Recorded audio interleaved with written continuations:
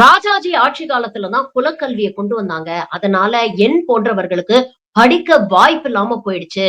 ஆனா இன்னைக்கு இருக்கக்கூடிய தலைமுறைக்கு இந்த அரசாங்கம் எல்லா வாய்ப்பையும் பண்ணி கொடுக்குது. அதனால தயவு செஞ்சு படிங்க அப்படின்னு பேசியிருக்கிறார். யார் பேசியிருக்கிறாங்கன்னு பாத்தீங்கன்னா, மூத்த நடிகரான திரு விஜயகுமார் அவர்கள் பேசியிருக்கிறாரு. உண்மையை உரக்கச் சொன்ன விஜயகுமார் அவர்களுக்கு நன்றி. அந்த காணொளியை பாருங்க. மாணவர்களை பற்றி சொல்லும் போது இங்க நான் ஒரு விஷயத்தை சொல்லணும்னு விருப்பப்படுறேன். நான் படிக்கிற காலத்தில் எங்க ஊர் பட்டுக்கோட்டை. அப்போ ராஜாஜி அவர்கள் முதலமைச்சராக இருந்தார்.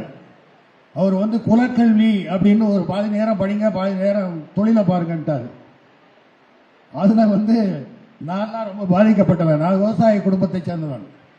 என்ன விவசாயத்தில் போய் என்ன வயலுக்கு வரப்ப வெட்டுறதா, நடுவு நடுறதா, தண்ணி பாய்ச்சறதா, அது ஒன்றும் பெரிய விஷயமே கிடையாது. யார் வேணாலும் செய்யலாம். மற்ற தொழில்கள் வேற. அந்த குலக்கல்வி திட்டத்தை அவர்கள் கொண்டு வந்ததுனால நான் என்னுடைய படிப்பை 8th ஸ்டாண்டர்டுடன் முடிச்சுக்கிட்டேன். ESLCன்னு சொல்லுவாங்க அப்போ. அதுக்கப்புறம் 11ஆம் வகுப்புக்கு SSLCம்பாங்க, அப்புறம் PUCம்பாங்க. இப்போ எல்லாம் மாறி போச்சு. அப்படி நான் படிக்க முடியவில்லை என்றாலும் பல காரணங்கள் இருந்தது. நீங்கள் எல்லாம் படித்து இந்த நாட்டுக்கும் நாட்டு மக்களுக்கும் பெருமை சேர்க்க வேண்டும், பிறந்த வீட்டுக்கும் தாய் தந்தையருக்கும் பெருமை சேர்க்க வேண்டும்.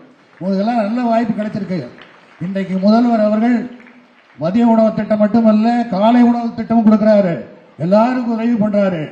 மற்றவங்க நல்லா இருக்கணுங்கிறதுக்காகவே இரவும் பகலாகவும் பாடுபட்டு கொண்டிருக்கிற முதல்வர் தான் நம்முடைய தமிழக முதல்வர் தளபதி அவர்கள். முத்துவேல் கருணாநிதி ஸ்டாலின் என்கின்ற முதல்வர் தான் இன்றைக்கு தமிழக மக்களை, குறிப்பாக பெண்களை, மாணவ மாணவிகளை எல்லாம் காப்பாற்றிக் கொண்டிருக்கின்றார். அந்த அந்த முதல்வருக்கு பக்கத்துணையாக உறுதுணையாக இருப்பவர் என்று சொன்னால் நம்முடைய அருமை அமைச்சர் சேகர் பாபு அவர்கள் தான்.